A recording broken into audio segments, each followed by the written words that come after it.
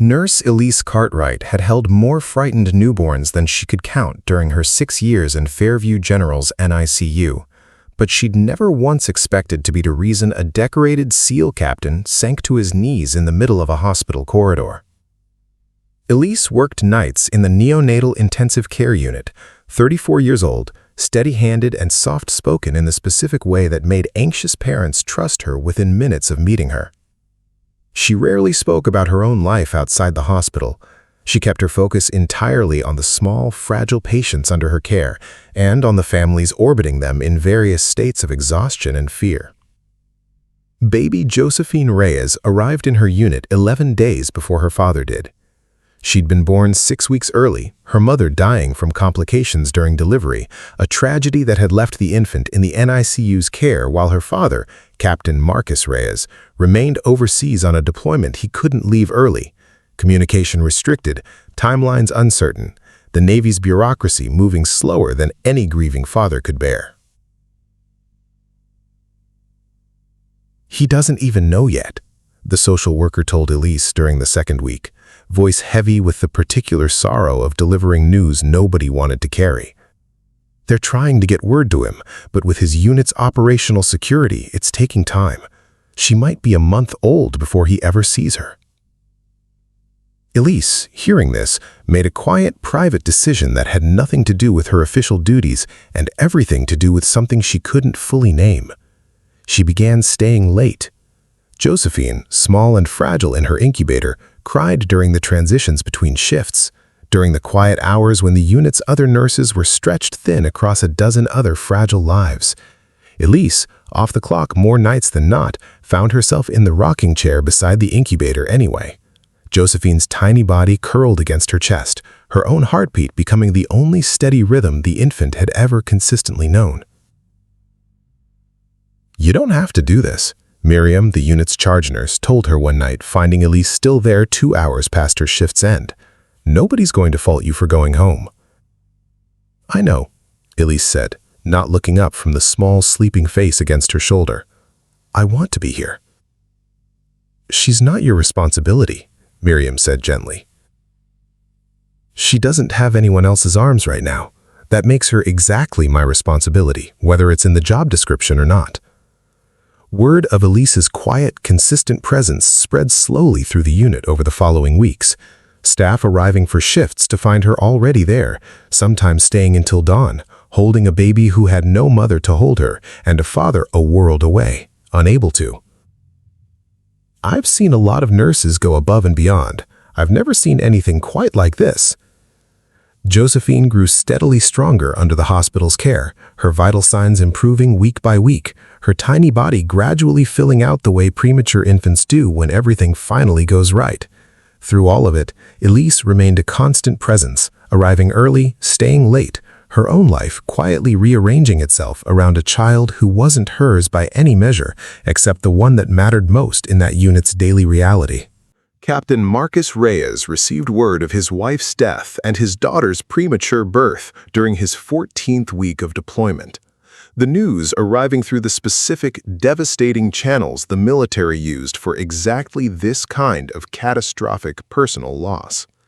What followed was a blur of emergency leave paperwork, transport logistics, and the particular disorienting grief of a man who had left for deployment as a husband and expectant father, and was now returning as a widower to meet a daughter he'd never seen.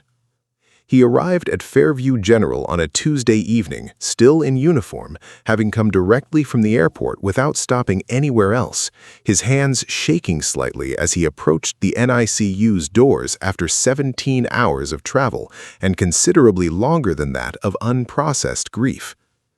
The unit's night shift was quiet when he arrived, most of the staff occupied with other patients, the specific hush of the overnight hours settling over the space in a way that made his footsteps sound unnaturally loud against the tile. He found the room number he'd been given and stopped in the doorway, his breath catching entirely. Elise sat in the rocking chair beside an empty incubator, Josephine asleep against her chest, One small hand curled instinctively around the collar of Elise's scrubs, the infant's face utterly peaceful in a way that spoke to weeks of careful, consistent comfort. Marcus, still standing in the doorway, found himself unable to speak for a long moment, his eyes fixed entirely on his daughter's peaceful face.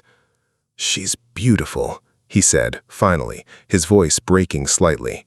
"She is," Elise agreed, "and she's strong, stronger than anyone expected given how early she arrived." "Who are you?" Marcus asked, though the question carried more wonder than suspicion. "Elise," she said. "I've been her nurse since she arrived. I've spent a lot of extra time with her these past few weeks, given the circumstances." "Extra time?" Marcus repeated slowly, something in his expression shifting as understanding began to settle over him. "You mean beyond your shifts?" "I couldn't leave her alone," Elise said simply. "Not while everyone was trying to reach you. She needed someone, and I happened to be here." Marcus crossed the room slowly, kneeling beside the rocking chair to look more closely at his daughter's face, close enough now to see the specific, careful way Elise held her, the practiced ease of someone who had done this hundreds of times over the preceding weeks, not because it was required, but because she simply decided it mattered. "How many nights?" he asked quietly. "I stopped counting, honestly. Most of them, honestly." Marcus, still kneeling beside the chair, found himself overwhelmed by an emotion too complicated to fully name, gratitude and grief, and something else entirely tangled together in a way that made words feel entirely inadequate. "I don't know how to thank you for this. I don't think there are words for what this actually means." "You don't need to thank me," Elise said. "I did what felt necessary. That's all this ever was." Marcus, listening to her characterize weeks of extraordinary, uncompensated devotion as simply necessary, felt something in his chest tighten with a specific, overwhelming gratitude that demanded expression beyond simple words. He reached out slowly, careful not to disturb his sleeping daughter, and took Elise's free hand in both of his. "I need you to understand something," he said.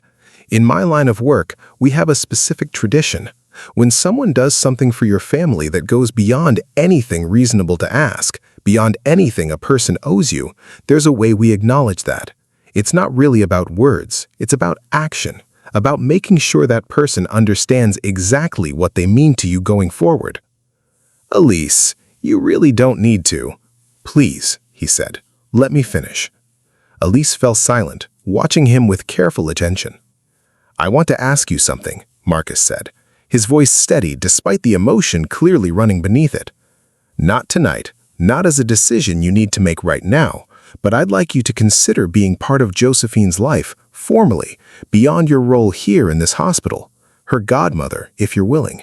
Someone she knows growing up as the person who held her through the hardest weeks of both of our lives, before either of us fully understood what we'd lost and what we still had."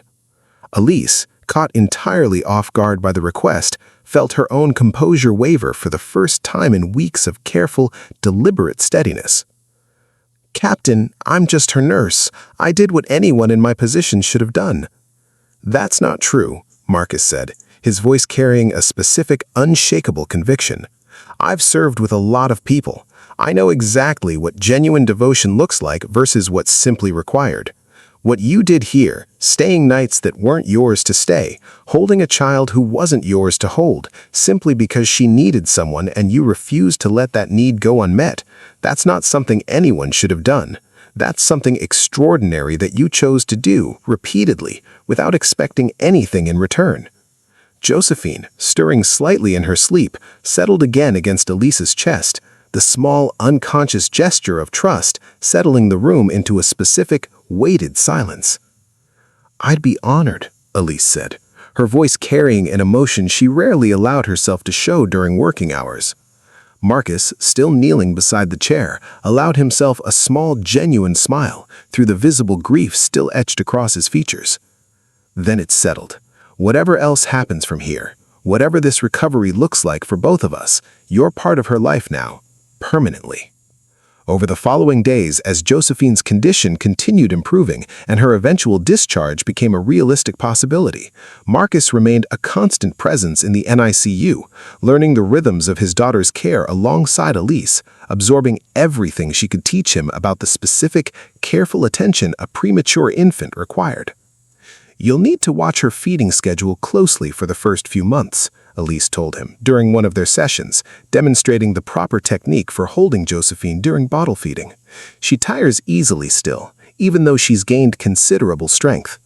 "I don't know how to do any of this," Marcus admitted, his hands visibly uncertain despite his obvious eagerness to learn. "I trained for combat scenarios most people can't imagine. I have no idea how to be a father to a 6-week-old infant." "You'll learn," Elise said, "the same way you learned everything else, one careful, deliberate step at a time." The hospital staff, witnessing the developing relationship between the grieving captain and the nurse who had held his daughter through the hardest weeks of both their lives, found themselves genuinely moved by a story that had begun in tragedy but seemed gradually to be building towards something considerably more hopeful. "I've worked in this unit for over a decade," Miriam told Elise during one of Josephine's final days before discharge. "I've seen a lot of hard cases resolve in a lot of different ways. I don't think I've ever seen anything quite like what you've built with that family." "I didn't set out to build anything. I just couldn't leave her alone. Sometimes that's exactly how the most important things start. Not from grand intentions, but from simply refusing to let someone go unheld when they needed it most." Josephine's discharge day arrived 3 weeks after Marcus's return, her infant finally strong enough to leave the hospital's careful monitoring behind, her father ready, with considerably more confidence than he'd possessed weeks earlier, to take her home. Elise, present for the discharge despite it falling outside her scheduled shift, found herself unexpectedly emotional as she helped secure Josephine into her car seat for the first time.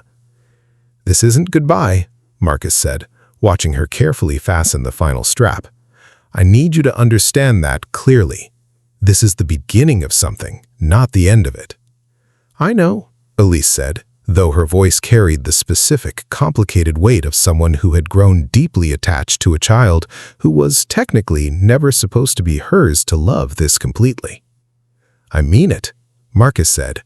"Godmother isn't a title I offer casually. You're part of this family now, for every birthday, every milestone, every difficult moment ahead that we can't yet fully anticipate. I need you to know that's real, not just something said in a moment of overwhelming gratitude." Elise, looking down at Josephine's peaceful face one final time before the family's departure, felt the specific, profound weight of a connection that had begun as simple professional devotion and had grown into something considerably more permanent. "I'll be here whenever you need me, whatever that looks like going forward." 6 months later, Josephine Reyes celebrated her first Christmas at home, her father steadily building a new rhythm of single parenthood alongside his continued military service. His leave carefully managed to ensure he remained present for his daughter's earliest, most formative months. Elise, true to her promise, remained a consistent presence in both their lives, her visits gradually shifting from professional check-ins to something closer to family gatherings, the specific bond formed during those difficult early weeks continuing to deepen with each passing month. "She's saying your name now," Marcus told Elise during one visit, watching Josephine reach eagerly toward her godmother from her high chair. "Well, an approximation of it. E is about as close as she can manage right now." "I'll take it," Elise said, laughing as she lifted the delighted infant into her arms. The same steady, practiced hold that had once been Josephine's only source of comfort during her most vulnerable weeks. Marcus, watching the two of them together, found himself reflecting on the specific, unlikely path that had led him here. From a devastating deployment notification to a daughter thriving in the care of a woman who had chosen, repeatedly and without any expectation of recognition, to be exactly what his family needed during its hardest possible moment. "I think about that first night a lot," Elise told Marcus quietly, once Josephine had settled contentedly against her godmother's shoulder. "Walking into that room and finding her asleep in your arms, I don't think I've ever felt anything quite like that moment, before or since. What did it feel like? Elise asked. Like the universe had somehow arranged exactly what she needed in exactly the form she needed it before I even knew enough to ask for it. I've spent my entire career trained to handle crises through preparation and control. That moment taught me something different. Sometimes the most important things happen exactly because someone simply refuses to let need go unmet without waiting for permission or recognition to do it. Because everyone who came to know their story eventually understood what a single quiet act of devotion had proven beyond any argument about duty or obligation. Love doesn't always announce itself through grand gestures.